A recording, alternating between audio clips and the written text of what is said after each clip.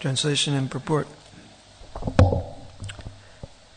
Being puffed up by material power, Kartavirya Arjuna encouraged his men to steal Jamadagni's Kamadhenu. Thus the men forcibly took away the crying Kamadhenu along with her calf to Mahishmati, Kartavirya Arjuna's capital. The word Havirdanim is significant in this verse. Havirdanim refers to a cow required for supplying havis, or ghee, for the performance of ritualistic ceremonies and sacrifices. In human life, one should be trained to perform yagyas. As we are informed in Bhagavad Gita 3.9, Yagnartat karmano nyatra loko yam karma bandhana. If we do not perform yagya, we shall simply work very hard for sense gratification like dogs and hogs. This is not civilization. A human being should be trained to perform yagya. Yagnat bhavati parjanya. If yagyas are regularly performed, there will be proper rain from the sky, and when there is regular rainfall, the land will be fertile and suitable for producing all the necessities of life. Yagya, therefore, is essential. And for clarified butter, cow protection is essential. Therefore, if we neglect the Vedic way of civilization, we shall certainly suffer. So-called scholars and philosophers who do not know the secret of success in life, so-called scholars and philosophers do not know the secret of success in life, and therefore they suffer in the hands of Prakriti, nature. Prakriti kriyamanani gunai karmani sarvasya. Nonetheless, although they are forced to suffer, they think they are advancing in civilization. Ahankara vimudatma kartaham iti manyate. The Krishna consciousness movement is therefore meant to revive a mode of civilization in which everyone will be happy. This is the motive of our Krishna consciousness movement. Jagne Sukhena Bhavantu. Jagna Sukhena Bhavantu. Om Agana Timarandasya Gyananjana Shalakaya Chakshu Unmilitam Yena Tasmai Shri Gurave Namaha. Shri Chaitanya Mano Bhishtam Stapitam Yena Bhutale Swayam Rupakada Mayam Dadati Swapadantikam Vandeham Shri Guru Shri Yuta Parakamalam Shri Gurun Vaisnavam Scha Shri Rupam Sagarjatam Sahagana Raghunathan Vitam Tam Sajivam Savetam Savadutam Parijana Sahitam Krishna Chaitanya Deva Shri Radha Krishna Padan Sahagana Lalita Shri Vishakhan Vitam Scha. Hey Krishna Karuna Sindhu Dina Bandhu Jagatpate Gopi Shagopi Kakanta Radha Kantan Namostute Tapta Kanchana Gaurangi Radhe Vrindavan Ishwari Vishabhanu Sutadevi Pranamami Hari Priye Manchagopaturubhyascha Kripa Sindhu Bhyevacha Patitanam Pavanebhyo Vaishnavebhyo Namo Namaha. Jai Sri Krishna Chaitanya Prabhu Nityananda Shri Advaita Gadadhar Srivasari Gaur Bhaktivinoda. Hare Krishna Krishna Krishna Hare Hare Hare Rama Rama Rama Hare Hare. Havirdanim Vishadarpan naranhartum achodaya techam hishmatim ninyu savat samkrandatim balat.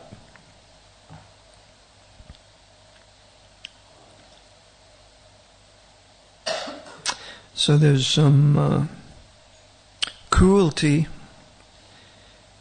being described, forcibly taking away the cow and the calf from Jamadagni. Hartum means steal. You recognize that word? Hare Krishna, Hartum. Hare in the Hare Krishna mantra sometimes means he who takes away. And repeated birth and death, Krishna takes that away from the chanter who surrenders his heart or her heart to Krishna. And Krishna is known as being very kind to the Brahmins and the cows. Namo Brahmanya Devaya, Go Brahmanya Hitaya Cha, Govindaya Namo Namaha. Gokulananda, one who gives pleasure in the land of the cows. So the cows and the Brahmins are essential to civilization. This is a mode of civilization in which everyone will be happy.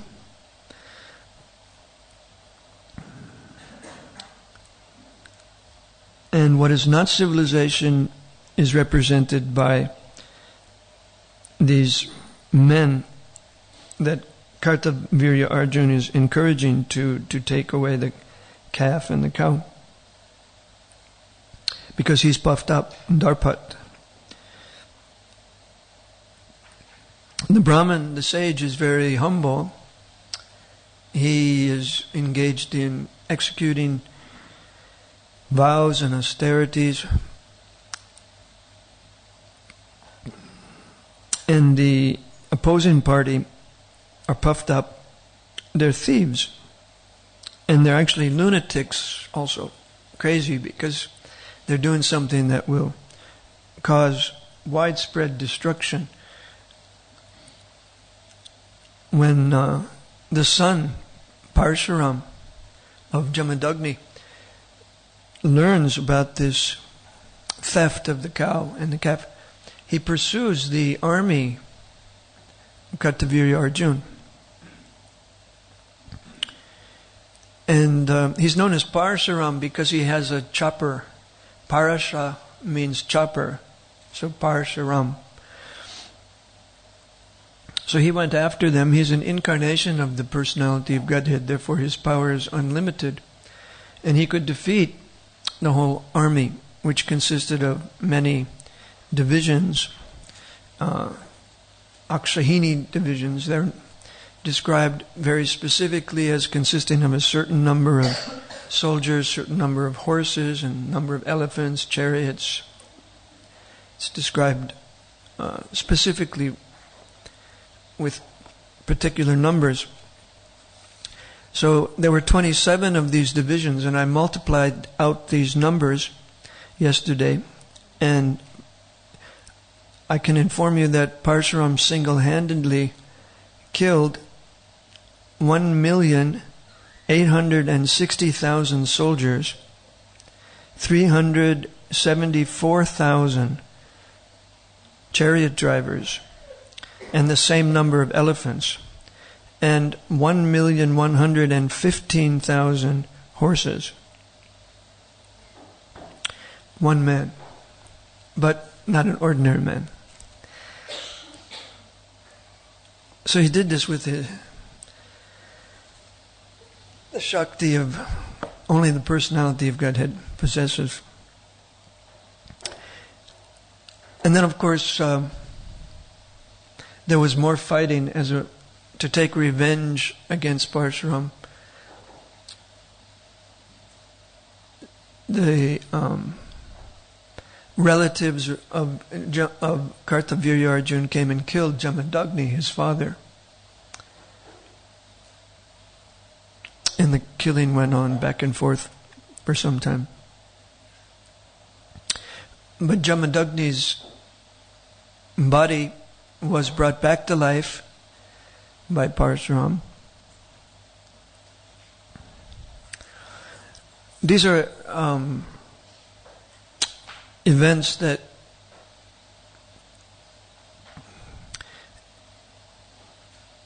we may hear about with some surprise and even some wonder, but these are the pastimes of the Lord Vasudeva. Vasudeva has many pastimes, and the Bhagavatam is full of variety. The pastimes are variegated. The Lord appears in many incarnations. So we faithfully accept that this is true, and we don't have too much of a problem with it. But a Westerner who doesn't have faith in Krishna will sometimes express doubts that this must be some book of myths, because everything that is being described, demigods, extraordinary, divine pastimes, it's like the mythology of the Greeks or the Romans. Westerners are familiar with demigods in Greek and Roman culture, which is old, considered old. It's considered old by the Westerners 2,000 years ago. That's not so old. Somehow that information stopped being important to the people in the West. They dismissed these descriptions of demigods as mythology. But this hasn't happened in Indian as much.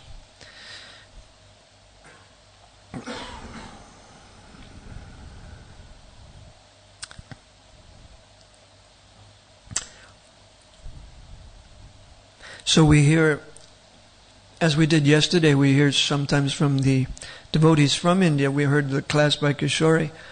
She was describing so nicely the pastimes of Sita Ram. And I said to her after the class, I don't think that Westerners can describe, as you did so nicely, the scriptural pastimes. We just don't have the knowledge or realization that a person from India has, the culture that a person from India is brought up in. Prabhupada mentions, that in the purport here, it's a mode of civilization in which people are going to be happy, and the other civilization is one in which scholars and philosophers don't know the secret of success in life. They suffer at the hands of Prakriti, material nature. And although they suffer, they think that still our civilization is very advanced, because we've developed technology, we've developed industry, we've developed science, and the Indian civilization is so much lacking. Now they have to catch up. This has been going on ever since the time that the West had contact with India, when Britain was involved in the history of India for the past 300 years.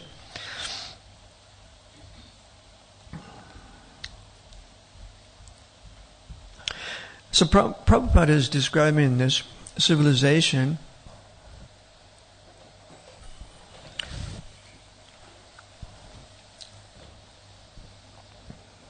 He quotes from the Bhagavad Gita, Yagna tat karmano nyatra loko yam karma bandhana. we should perform yajna.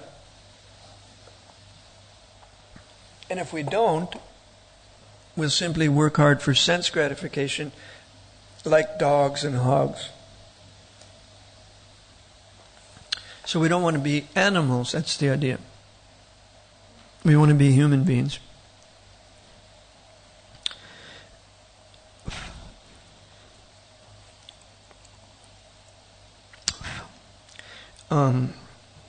Krishna is saying that if you do any action other than yajna, other than sacrifice,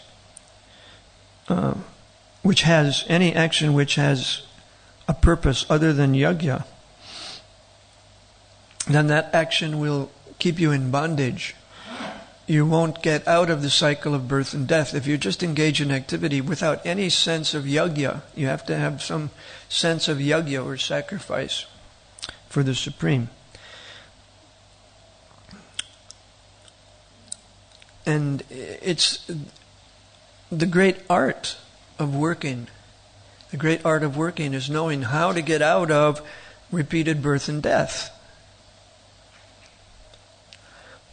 Actually, the Prime Minister of India said this when he opened the ISKCON temple in New Delhi. He said the ISKCON movement is teaching Bhagavad Gita all over the world, and it's teaching people the great art of doing work. He actually referred to this principle, this point. So India's civilization has this prerogative to give the whole world knowledge of sacrifice and how to be happy and get out of the bondage of work or action. If you perform action for this purpose of sacrifice, then you become free from attachment to the world, attachment to the fruits of your activities, and so on. Krishna goes on and says, Saha Jagya Praja Shristva. Living beings were sent into this world with sacrifice, along with sacrifice. The Creator had in mind a way for the living beings to get out of the creation. He didn't just send us into this world without any plan or program for how to get out of this world. The Lord created the world to enable conditioned souls to learn how to do sacrifice for the satisfaction of Vishnu, who is Vishnu's Prajapati. He's the protector of the living entities. And then Prabhupada says that Sankirtan is the yajna for intelligent people in this age of Kali.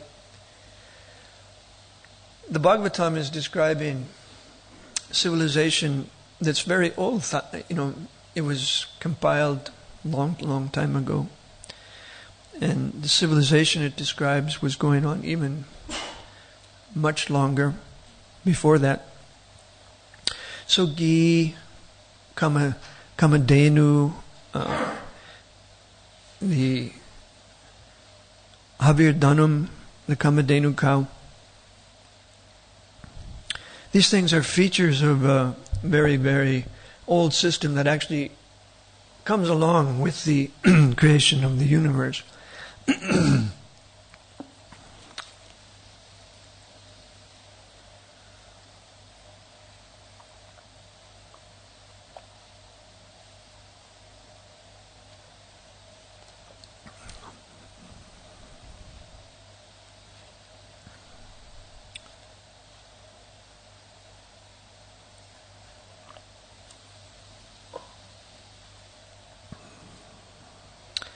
In Bhagavad Gita, the Kamadhenu cow is described. He's identified with Krishna. The same word is used. Havardhani means Kamadhenu. Havardhani asmi deneshu. Asmi means I am. Havardhani asmi. Deneshu means among cows.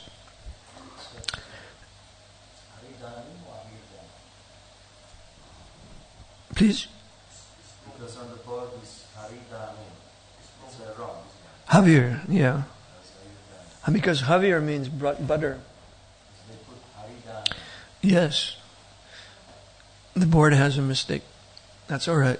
Every endeavor is covered by some fault.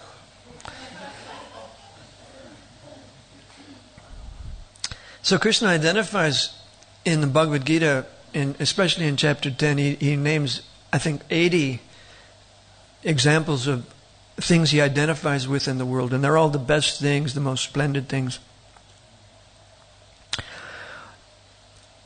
So the cow, the Havardhani cow, is important because she's connected to sacrifice. This is stressed in this verse, the importance of sacrifice and the cow's connection by providing ghee. We need ghee, we need grains also, grains and ghee. Without them one cannot properly perform the fire sacrifice.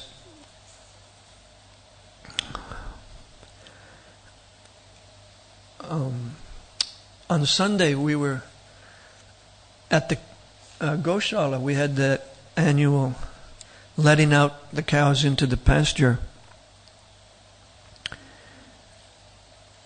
And I was speaking about the difference between our Goshala and industrial agriculture.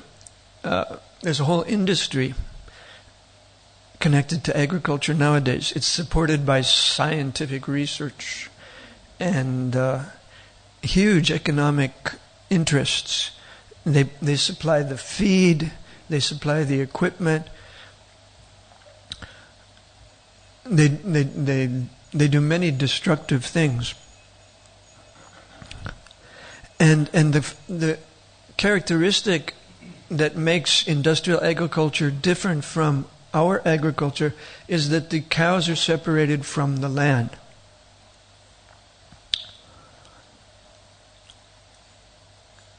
And there's a lot of problems because of that. And this is why we celebrate the cows going out to the pasture, because the land is very important. Not only for the cows, but for us. The cows help us grow the grains. But in the industrial system, the high intensive system of agriculture, you have what's called a high yield dairy cow. High yield. This means that the cow is made to produce milk in huge quantities. And they think this is advancement. We're getting so much milk now from the cows, much more than we used to. 30 years ago in the UK, the average dairy cow would produce, say, from 2,000 to 5,000 liters of milk a year. And now, thanks to modern science, we have high-yielding cows, which are churning out 7 to 10,000 liters of milk a year. And this means that the cow's body is forced to work at a rate similar to a human being jogging in a marathon every day of the year. You know, people just don't do that. They jog in a marathon maybe 2 or 3 times a year, because marathons are long and they wear you out. So similarly, the cows get worn out by this high yield milk production, and they don't live more than a few years because of that. And they aren't allowed to just, relax in the pasture and eat grass. To get that much milk from the cow, they need high energy concentrated food to avoid growing weak. They simply cannot survive on grass. So their diet is geared toward grains. They can't graze enough to keep up with the demands that are put upon them, the nutrients that are required to produce milk. They can't get enough just by grazing. So they're force-fed this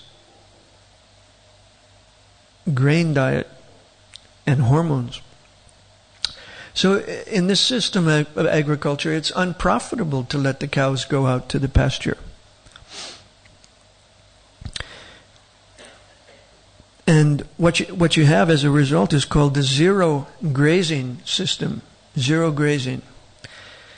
And the cows are kept indoors for much of their life. and all their food is brought to them, and this system is disconnected from the land.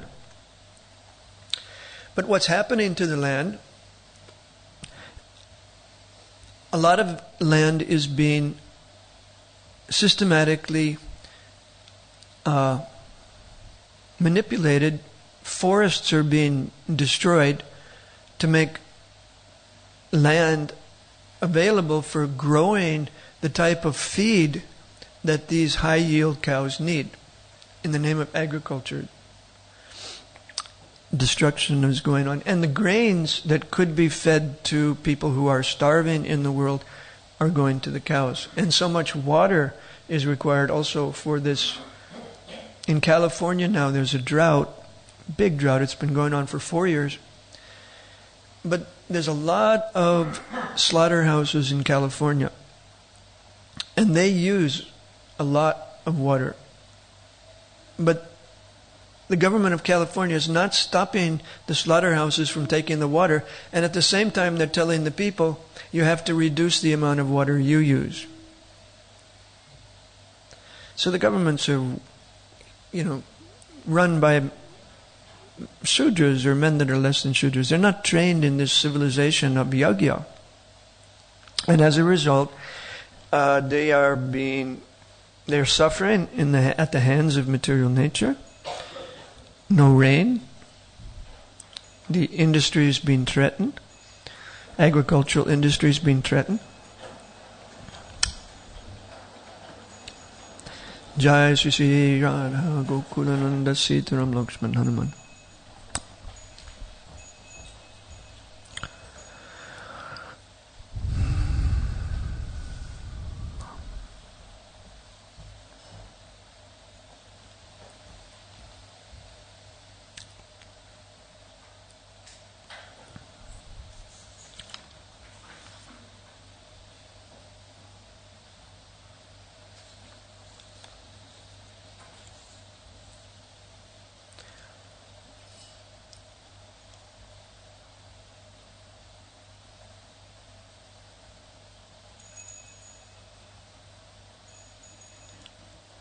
So, because of the Kali Yuga, people nowadays don't think of yagya. They don't think of protecting the cows, performing yagyas.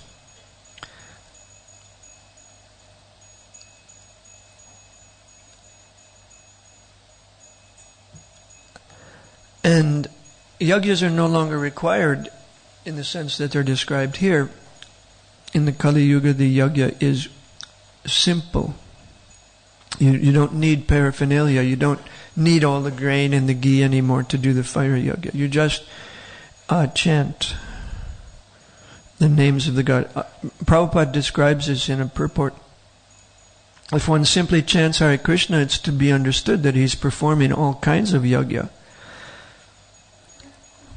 Now, why is that? Here he answers this philosophically.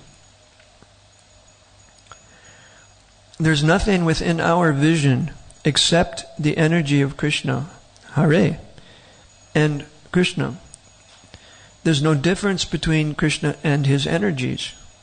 Thus, since everything is a manifestation of his energy, it is to be understood that everything is Krishna.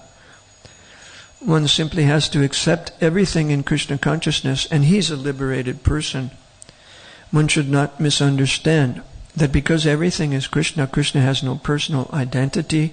Krishna is so full that in spite of keeping himself separate from everything by his energy, he is everything. This is confirmed in the Bhagavad Gita, 9th chapter. He's spread throughout the creation as everything, and still he is not everything. This philosophy, recommended by Lord Chaitanya, is known as a Chintabheda Tattva, philosophy of inconceivable simultaneous oneness and difference. So, when we're chanting Hare Krishna, we're doing yagya. This morning, when we chanted in the kirtan, were we thinking, this is yagya, we're offering ghee into the fire, we're offering grains into the fire. Om Tat Sat. It's like that. We're actually being trained in what Brahmins used to do by sitting at a fire when we chant, it's not just jumping up and down in bed sheets, as people like to describe us, or used to describe us.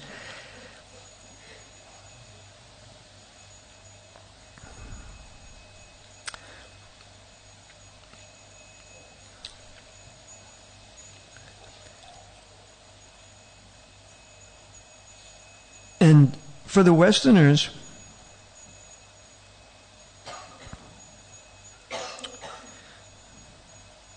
it's so different from, they don't see things like this very often.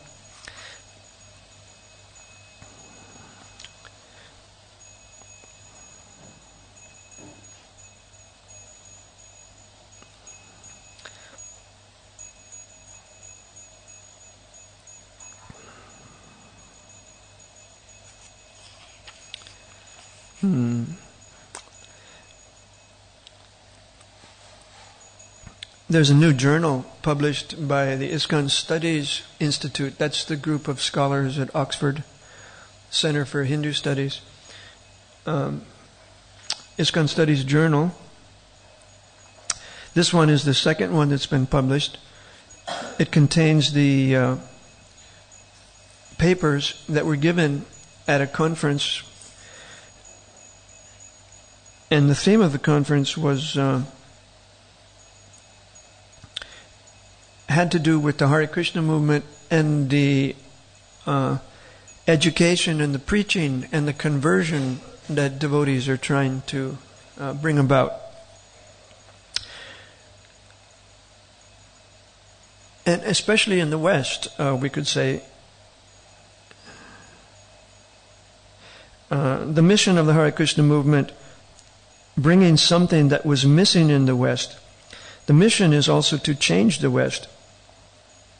But one scholar, Jan-Olof Bengtsson, who is a devotee in Sweden, says, what I will argue is that it's not possible to change the West without taking its particular characteristics and history into account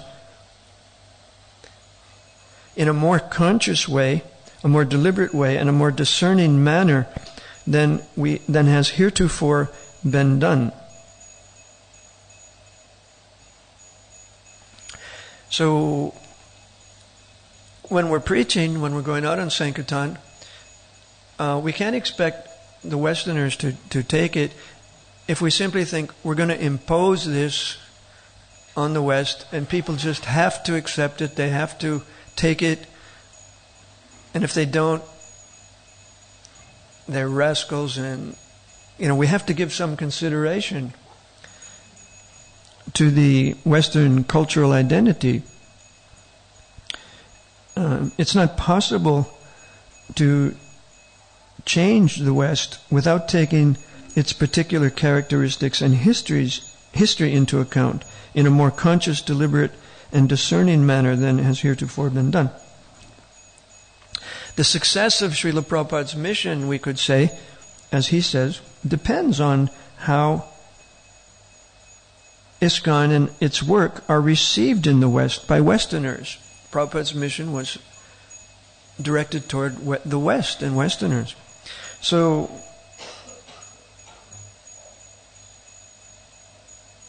how ISKCON will be successful depends on how we and our work are received in the West by Westerners. And that depends on the extent to which devotees succeed in achieving a deep, long-term translation and integration of Gaudiya Vaishnava spirituality into the historically evolved culture and society of the West. The Western culture is there, and the devotees have to translate Gaudiya Vaishnava spirituality into terms that the Westerners can understand and accept.